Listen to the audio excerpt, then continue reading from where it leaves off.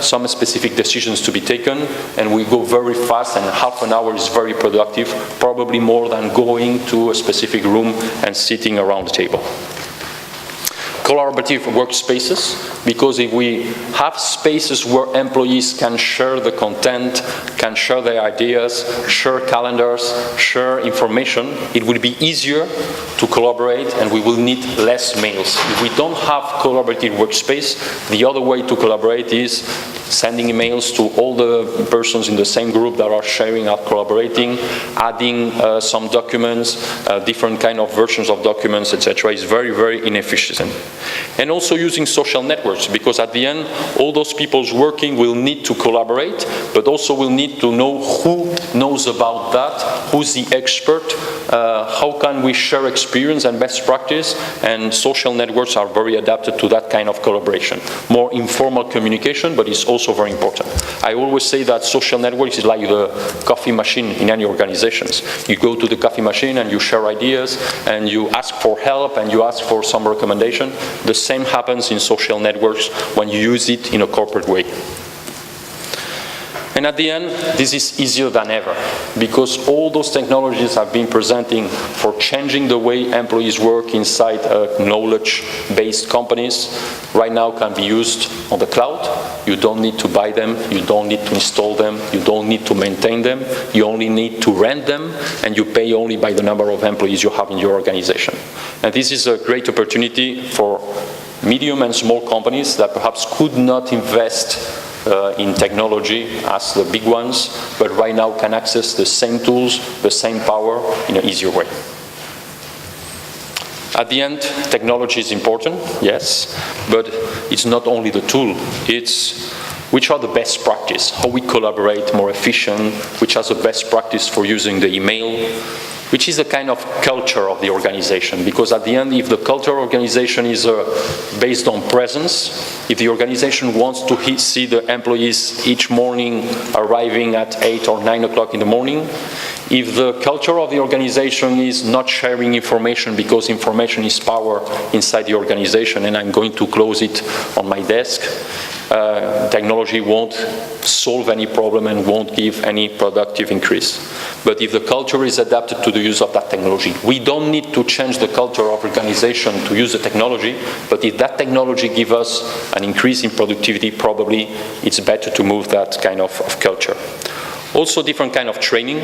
10 years ago we went to a training of WordPerfect 1.0, and in 2 hours we have all the knowledge of all the functionality of that product. Right now it's impossible. All those products have 1,000 different functionalities. Nobody can know all the 1,000 functionalities, but we have to know more than the 40 that we knew 10 years ago. So we have to train people to do their daily activity by the use of technology. Not to know products, but to know tools for helping to do their job. And very, very important is the sponsorship, because if from the top management we don't see that talent is a main asset of that organization, that technology is a nervous system of my organization, and we cannot live without technology inside organizations, we cannot compete. It won't be impossible to make that change inside organizations and get all this value from those changes. So sponsorship is critical, best practice, culture, and role-based training. This is the way we see the new world of work. This is the way we see companies in the future moving. This is the way some companies are already working around the globe, in the States, in Europe, etc. What we want from the innovation center is sharing that way of working. We implement not process, we implement scenarios-based activity inside organizations in that instructor world.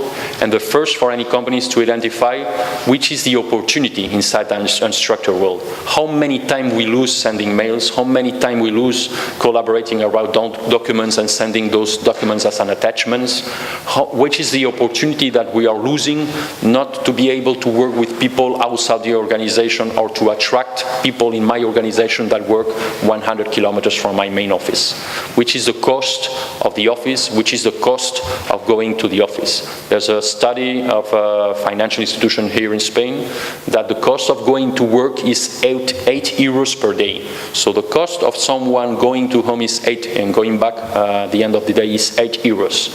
In Spain, all that time would be 3.5 the GDP of Spain. So it's a large amount. Evidently, people have to go to work because we won't have anyone in the restaurants or on the shops, but perhaps not all the people have to go to work. They can work from home, they can work from other kind of different spaces and added value spaces. And that was the idea I wanted to share with you about our vision of the new world of work. And it would be very happy if someone has some questions or some opinions or something to share with the rest. Yes.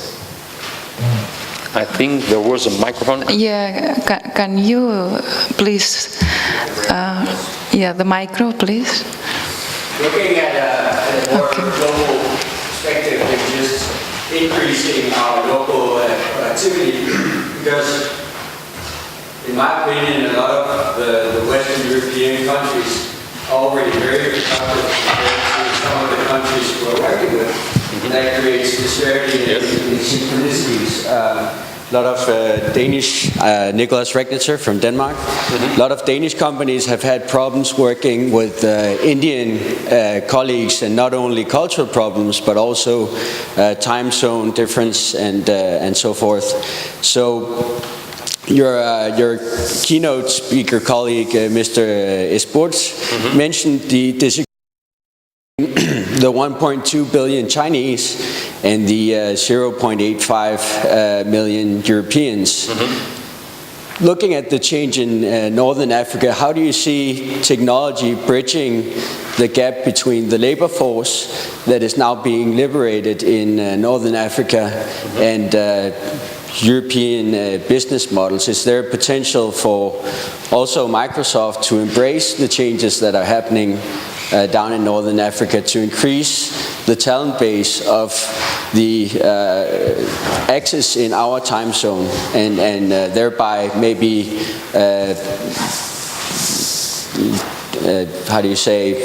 out-leveling the deficiency in competency between Asia and Europe and the Americas?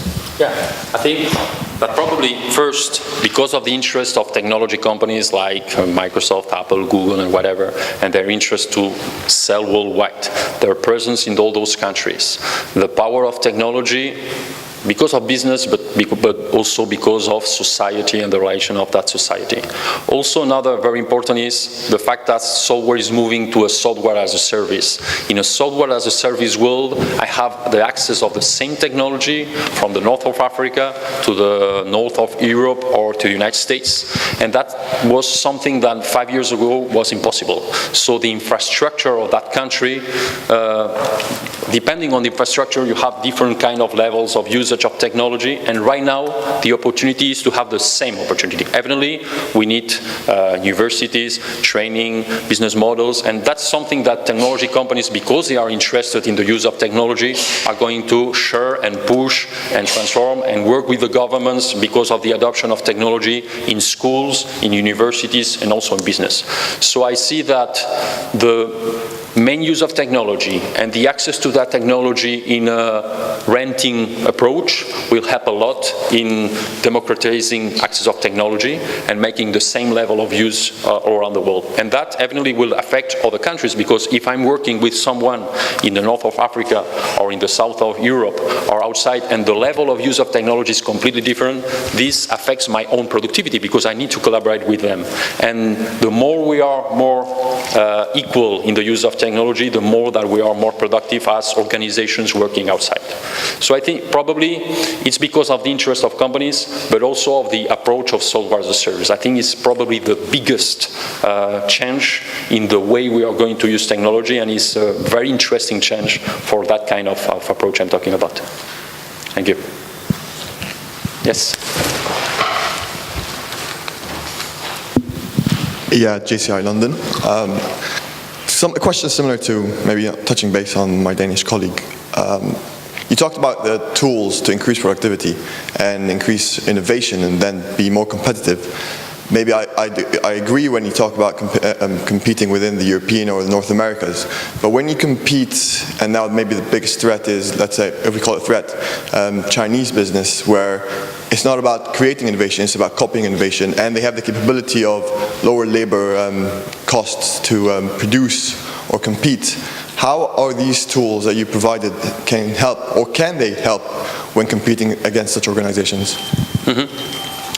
Well, at the end, probably because the world is changing, but because some countries are working more in the manufacturing area, other countries are working more in the knowledge-based economies, probably the technology is going to help better those countries based on knowledge, because all the tools I'm talking about help the production of knowledge and sharing of knowledge and making decisions, etc. The technology I'm talking about probably is not going to help a lot in the area of manufacturing and production and merchandising. So it's also an opportunity for perhaps small countries to move in that knowledge economy and get higher productivity. And for the other ones that prefer perhaps a more manufacturing approach, technology will help the way collaborate. Right now, for example, here in Spain, a lot of companies were working in the manufacturing area. Right now, they are not building their own. They are manufacturing in Asia and then selling in the rest of Europe. For them, right now, the problem is not about production. The problem is about collaborating with the manufacturing they have in China or in any other part of the world, and the way they collaborate with those countries also affects their productivity and also affects the way they can sell. So use the technology or to leverage the knowledge and the talent of knowledge-based companies, or using the technology to communicate more efficiently with the rest of the world will at the end affect the productivity of organizations. I don't see really that technology is going to change the decision of a specific model of business inside a country, but it allows any kind and any size of country to adopt the business model it prefers.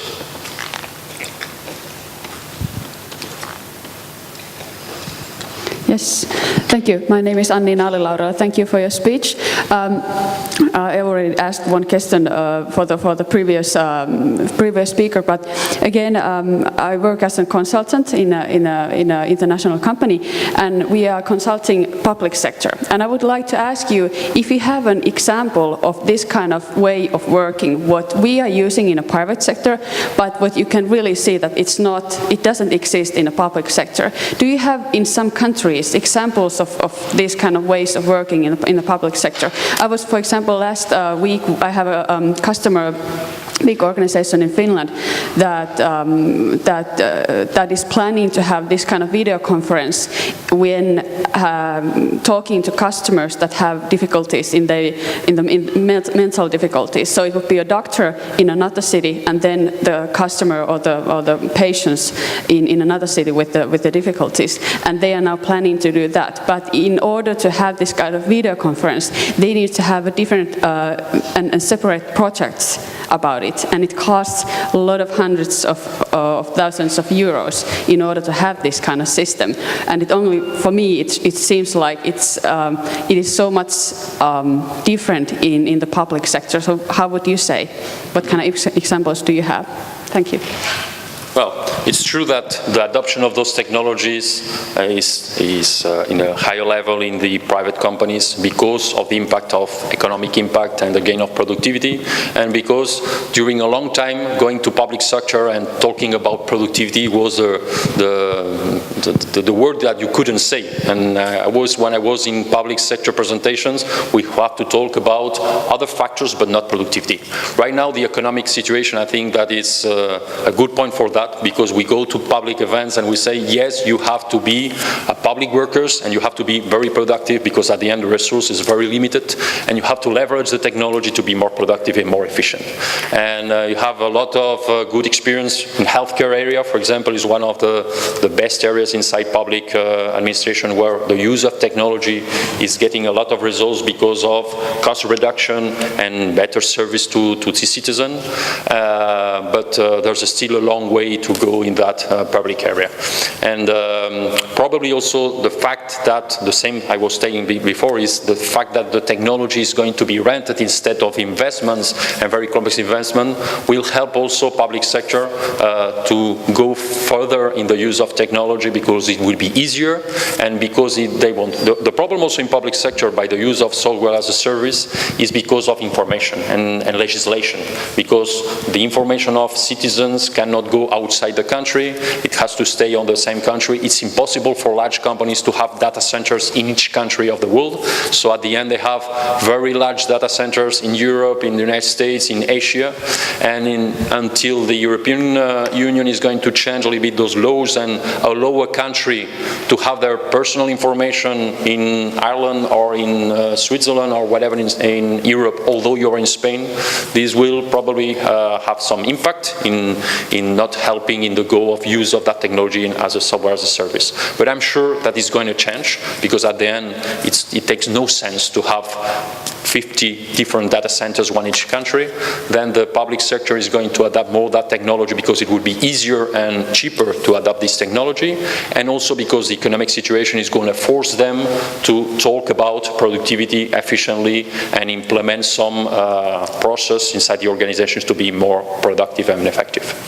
So there's still a lot of difference. There are some case studies around the world about good examples of the use of technology, increase of productivity inside healthcare, basically, and also police, and also other areas which productivity is also more impact in the service they give. But I'm sure there's a long way to work on that area.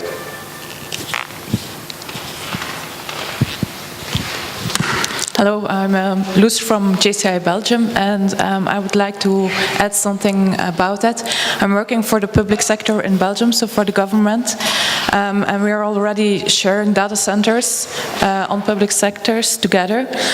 We have also the possibility to have to work at home for a few days in the week, and we have also rooms, like meeting rooms, like he showed earlier, and also we have not as many desks as we have working persons, so we are doing that already a little bit here.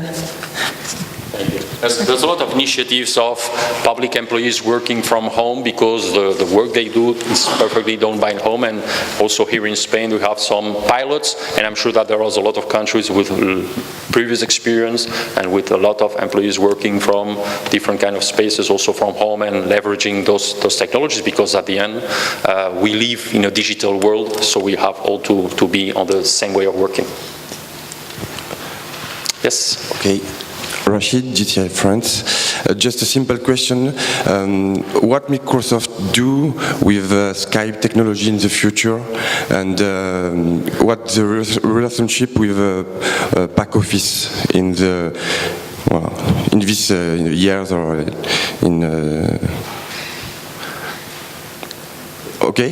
The relation with that technology with the back office, with the structure world, did you say? What Microsoft do in the future with Skype technology? Skype, okay. I'm sorry, but because of the audio, I can really... Skype technology, yeah. Perfect. Yes.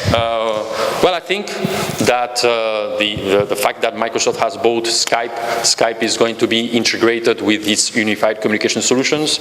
Right now, the professional unified communication solutions from Microsoft is already integrated with Yahoo and Messenger and other tools, and I'm sure that the first step will be to integrate with Skype, so I will be able to talk between different tools for unified communications, and to be able to communicate with anyone that uses Skype's Messenger, Yahoo, or other tools. And second, Skype also has a great approach on unified communications for personal use, for not for professional, but for consumer, and that's something that Microsoft is going to leverage. I have no clear idea of which are exactly the roadmap and the plans, but from my experience working in that company during the 5 years, I suppose that will be a 3-step evolution. The first one will be Skype is maintained exactly as it is, but only with with the logo of a Microsoft company. Second would be the integration with the rest of products from Microsoft. And probably the third level would be taking some of the technology that right now is used in Skype and moving that technology to other products because they have a better technology in some areas and using that technology in the rest of products. But I think it's a strategic vote because it's probably the company that could leverage the best the power and the knowledge and the market of Skype. So let's hope that the future is good for Skype users, good for Microsoft users, and in the end, more unified communication solutions. What is changing evidently is the communication inside the world. The fact that I'm taking a phone and making a number and making a call is going to disappear. Everything is going to be data-driven communications. That's something that the telecommunications companies are going to change. Evidently, they prefer to go slowly, but this is something that's happening very fast. Skype on devices, Skype on iPhone, Windows Phone, and any other device, being able to see presence, to push a button and to talk, to have a video conference, to share. This is all IP communications, and the traditional communications will completely disappear, and I'm sure in a very, very short time frame. Giving a richest experience and richest and lower cost communications for organizations. My name is Aude Simon from JCI France. I have a question. I understand that we have gone through digital revolution, and I would like to ask you your views on the impact on leadership. What does this digital revolution has as an impact on me as a leader, me as a manager in a big company? Well, the first, I think, for impacting management, did you say exactly? No, impact on management. The first is we have to change from leading people for time and changing to results. And that's something that it's easy to say, but complex to implement. Because at an organization level, it's very easy to see, well, I need someone from sales, I need marketing, I need different areas, and I have some boxes, and I put names on each box, and I have a typical organization to give service to my customers, to manufacturing, to all the areas. And then I have to change that from an organization point of view to more, where are we going this year, which are the goals this year, and how we divide these goals to different employees. How am I going to lead people I don't see every day? That's also a challenge, because perhaps I see people as a little green, yellow, or red balloons in my desktop, and I have to inspire them instead of leading them. I have to inspire them. I have to believe in them, believe in their talent, and believe that they are oriented in results, so they are productive. Because, for example, in all the countries here in Spain, we are very based on presence. If I don't see someone sitting in his desk, he's not working. And I need to change my mind, because if I'm working in a result-oriented company and I see someone who's not connected, it's because he's on a meeting, or perhaps because he's with his children at the doctor. But no matter, because at the afternoon or during the night, he's going to connect, he's going to do his job. So the main challenge is changing the mind of oriented to results, believing in the talent of people, the way of managing talent, which is different of managing people, traditional people. To manage talent, you have to inspire them, and also to leverage technology, because I know how to sit in a table with one of my employees and have a one-to-one, and I know that kind of relation, but right now perhaps that person is 200 kilometers or 600 kilometers, and I need to communicate using those technologies.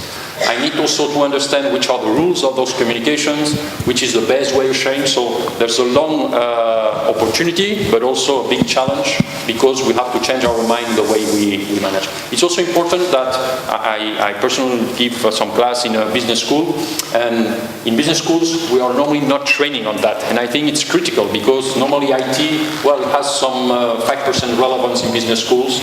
IT right now is the nervous system of any organization. If I don't understand all the potential and how to use IT, my organizations will be less competitive than the other one, because the other one is a manager that understands better the power of technology, leverage that technology, invest in that technology, perhaps renting it, but invest in technology, and believe in people by the use of technology. So as a manager, the main effect would be People, I won't see people every day. People will be all around the globe. People will be connected, and I have to leverage a lot this kind of communication because I will have to be close to those employees. But it's also a good opportunity because normally in a traditional organization, that employee has access to his manager, but perhaps not to the top level management. With unified communications, that kind of solutions, organizations get flat, and it's normally easier to communicate. Because I don't have to go to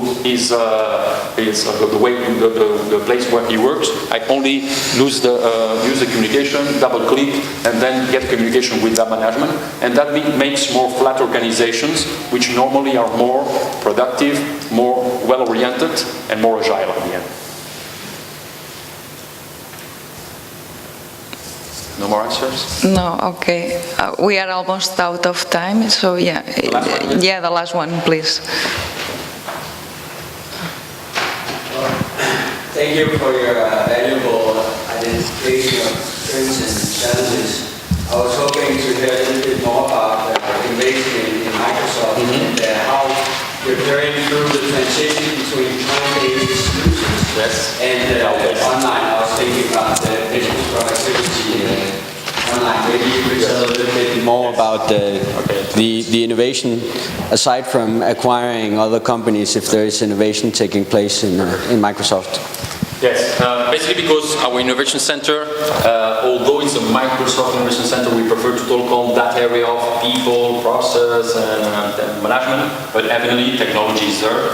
And well, the transition of Microsoft to the cloud is absolutely critical, so all the company has moved to the cloud. When we go to any customer, the first that we put on the table is cloud option. If you don't want cloud, then we move on-premise, but first cloud. This changed everything. Because at the end, the partners of Microsoft are used to sell these products and install that hardware and give that service. This is something that disappears. It's something that is given from a main data center around the world. So I have to add more value on top of those products. And I have probably to concentrate more on helping companies, coaching, training, change management, not on installing, which is the value of taking a hardware and setting it up and installing a very complex operating system. At the end, this is not very valuable for the company. It's something that we need to have, but there's no value for the company. Normally inside organizations, you get 70% of the budget of IT for maintaining systems that are already running and that give service but not a lot of value, and only 30% for investing in new and innovative. With the cloud approach, you get more money for investing in new options and new value and less money for maintaining the system because at the end it's a cost. It's going to go very fast, and the economic situation is going to help to be more fast. Some years ago we had the mainframes, and then we moved to client server, and the technology was there, it was running, and it was the economic situation that made a lot of companies moving from paying for MIPS on a big mainframe to moving to a more client server, which is a less cost solution. Right now the move to cloud computing will be the same way. Gartner says that in 2 years, 60% of organizations will be any kind of cloud-based solution inside their organizations. Probably will be email, perhaps unified communications, perhaps collaboration, perhaps social networks, and I'm sure that in 10 years, 90% of the solution will be outside because it's more efficient, it's cost reduction, it's better to pay for 100 employees and tomorrow 80 and after tomorrow 110 than paying for a number of employees that perhaps today you have but you won't have, and you need more flexibility. So there's a lot of money invested in that transition and a lot of money invested in training all the ecosystem, partners, developers, customers to move to that cloud approach, and it's going to be very, very, very fast. Okay. Okay. So thank you for your attention, and thanks Albert for this speech about how the world of work is changing and how Microsoft helps companies and people to improve their day-to-day work. So join me in a big applause for Albert. Thank you.